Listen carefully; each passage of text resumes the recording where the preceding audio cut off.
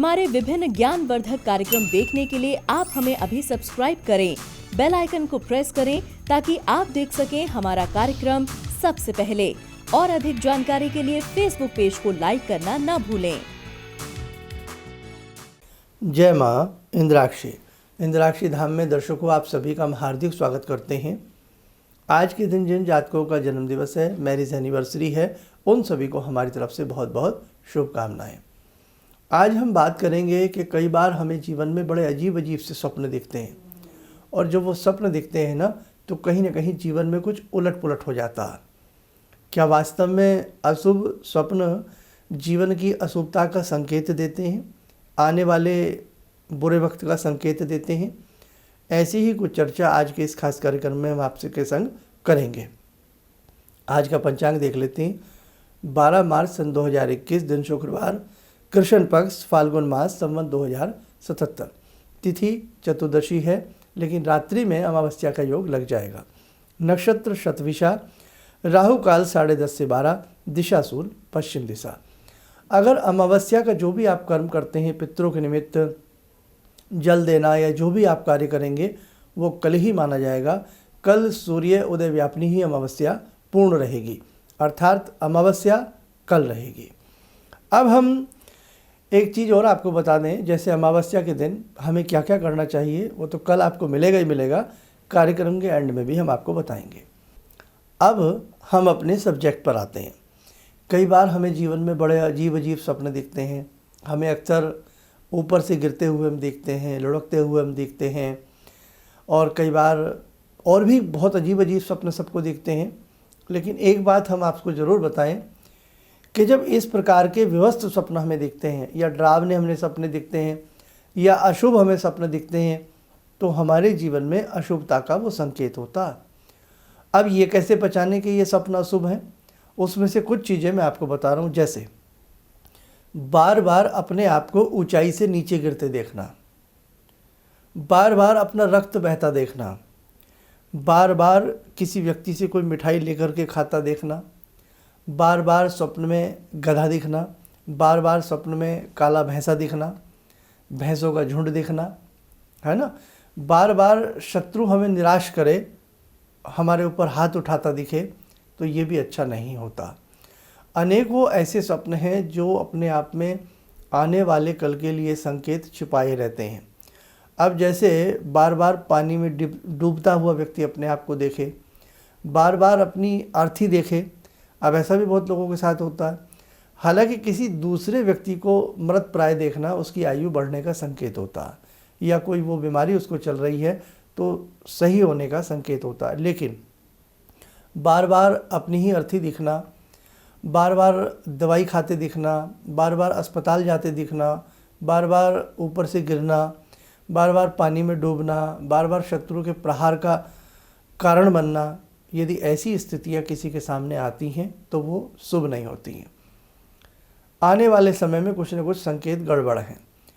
स्वप्न में चिल्लाना, स्वप्न में अत्यधिक रोना, स्वप्न में अत्यधिक वैराग्य करना, स्वप्न में अत्यधिक ऐसा लगना कि जैसे मानो हमारे सीने के ऊपर कोई भारी चीज़ आकर के बैठ गई है, हमारे कंधों के ऊपर कोई बहुत वजन पड़ गया है, ये भी अच्छा नहीं होता। स्वप्न से जागने के बाद घबराहट सी होना अच्छा नहीं है। नींद में सोते सोते ऐसा दिखना कि मानो शरीर में जान नहीं है, निष्प्राय हम हो गए हैं। हमें कोई व्यक्ति डरा रहा है, हमारे सीने पर कोई चीज़ बैठ जाती है या कुछ ऐसा लगता है और हम बोलने का प्रयास कर रहे हैं, अपने आप को बचाने का प्रयास कर रहे हैं, लेकिन हम बच नहीं पा रहे हैं, हमारी आवाज़ भी नहीं निकल रही है, आंखें भी ढंग से नहीं खुल रही हैं। यदि अक्सर ऐसा होता है तो ये सब बातें ठीक नहीं है। ये तो और भी बहुत सारे कारण हैं, लेकिन आज इतना ही आप जानें। अब देखो, हमें इन सब चीज़ों में यदि ऐसा लगता है और या कोई आपका कोई ऐसा विशेष स्वप्न है जो आपको अक्सर दिख जाता है और उसके बाद कुछ अशुभ घटनाएं घर में होती हैं, तो हमें क्या करना चाहिए? ऐसी अवस्था में हमें दुर्गा कवच अगले दिन उठते ही पढ़ना चाहिए, मतलब नहा धो करके हमें बजरंग बाण, शाम के समय बजरंग बाण पढ़ना चाहिए। सुबह हमें दुर्गा कवच और इंद्राक्षी स्तोत्र हमें ज़रूर पढ़ लेना चाहिए। दिन में चलते फिरते उठते बैठते जो भी आपका इष्ट मंत्र है या गुरु मंत्र है उसका जप करते रहना चाहिए। या ये तो करना ही चाहिए, बहुत अच्छा है, अपने सिराने जल भर के रखें और जब जल भर के रखें तो सुबह उठते ही माधव माधव बोलें और माधव माधव बोलते हुए वो जल किसी कटीले पौधे में डाल देना चाहिए ताकि सपने का जो मर्म है वो कट जाए। ख़राब स्वप्न अक्सर सबको बता देने चाहिए, बताने से भी, जिक्र करने से भी स्वप्न की वैल्यू घट जाती है। और अच्छे स्वप्न हमेशा जो आपको अच्छे लगे, भगवान दिख रहे हैं, कुछ और अच्छा हो रहा है, बड़े ही अपने हितैषी और शुभ चिंतकों के साथ उन्हें बताएं। बहुत ज़्यादा को नहीं, बहुत कम से कम बताएं। अगर बताने का मन है तो बहुत ही शुभ चिंतक के साथ उन सपनों को प्रकट करना चाहिए। खराब स्वप्न है खूब बताइए, जो नहीं भी सुनने को तैयार हो उसे भी सुनाइए, कोई दिक्कत नहीं होती। शुभ स्वप्न अच्छे होते हैं और अशुभ स्वप्न बता देने से उनका फल निष्प्राय होने लगता है।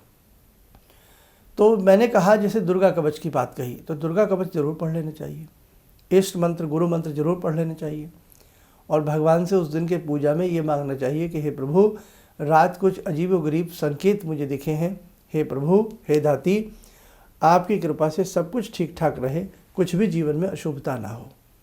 बस मतलब भगवान से अपने दिल की बात, अपनी प्रेयर हमें जरूर कर लेनी चाहिए।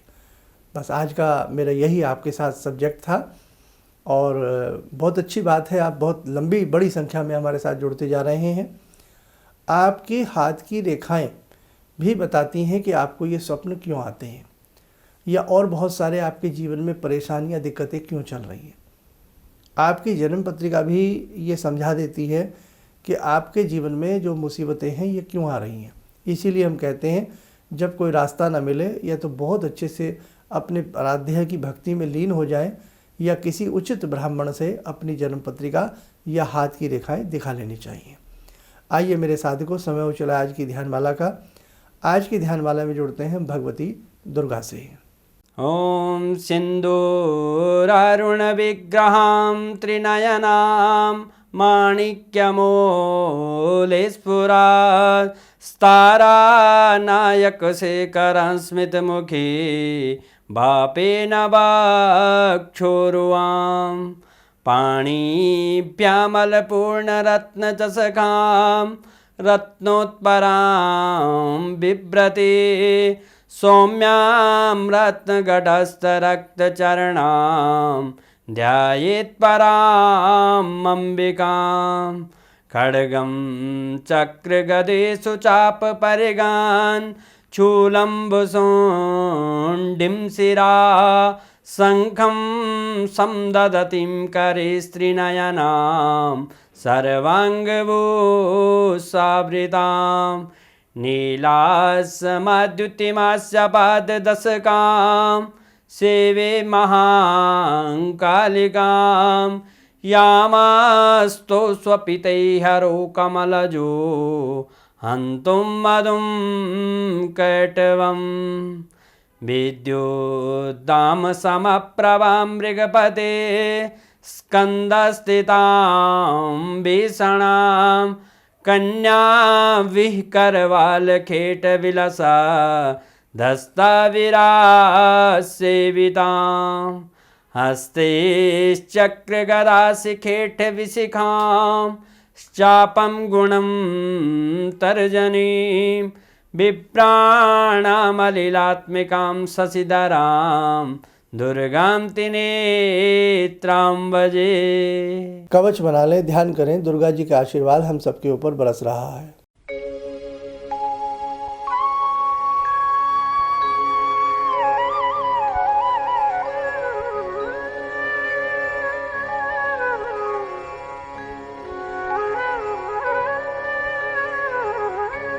ओम बोलते हुए नेत्र खोलें, सामान्य हो जाएं। आपकी भी जीवन में अनेकों प्रकार की जिज्ञासाएं रहती हैं। आप हमें कमेंट्स करते हैं, जितना हमसे होता है, हमारे स्टाफ से होता है, आप सबकी बातों का हम जवाब देने का प्रयास करते हैं और दीक्षा का अब तक कार्य चल ही रहा है। अब तक आपके पत्र हमें प्राप्त हो रहे हैं, यानी कि जवाबी लिफाफे आपके प्राप्त हो रहे हैं। अब जब अब तक प्राप्त हो रहे हैं तो वो भाई आने में भी, आपके पास तक पहुंचने में भी समय लगेगा। और बाकी जिन जिन को मिल चुके हैं, जिन्होंने उन मंत्रों को पढ़ना प्रारंभ कर दिया है। हमारी तरफ से बहुत बहुत आप सबको शुभकामनाएं और माँ जगदम्बा और हमारी तरफ से बहुत बहुत शुभ स्नेह और आशीष आप सबको। आप यूँ ही फलें फूलें और जितने भी हमारे दर्शक हमारा ये कार्यक्रम देखते हैं, जुड़े रहिए आप हमारे संस्थान से। बड़ी ईमानदारी और दिल से कुछ ना कुछ आपके संग बांटते रहेंगे। हमारा एक कार्यक्रम ज्योतिष पाठशाला, जिसमें हम हर सप्ताह फ्री ऑफ कॉस्ट हमारी ज्योतिष की क्लासेस होती हैं, उन्हें देख करके कोई भी ज्योतिष को सीख सकता है। तो इस संडे की क्लास में भी हम कुछ ना कुछ आपको बताएंगे।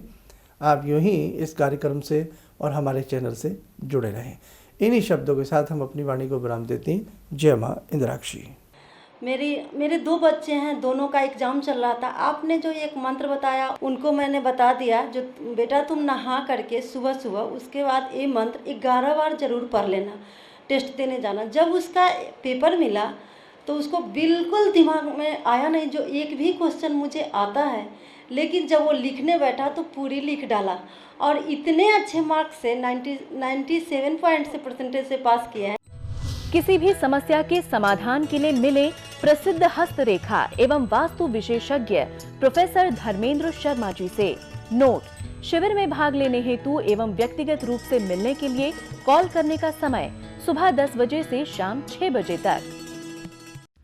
हमारे विभिन्न ज्ञानवर्धक कार्यक्रम देखने के लिए आप हमें अभी सब्सक्राइब करें, बेल आइकन को प्रेस करें ताकि आप देख सकें हमारा कार्यक्रम सबसे पहले। और अधिक जानकारी के लिए फेसबुक पेज को लाइक करना न भूलें।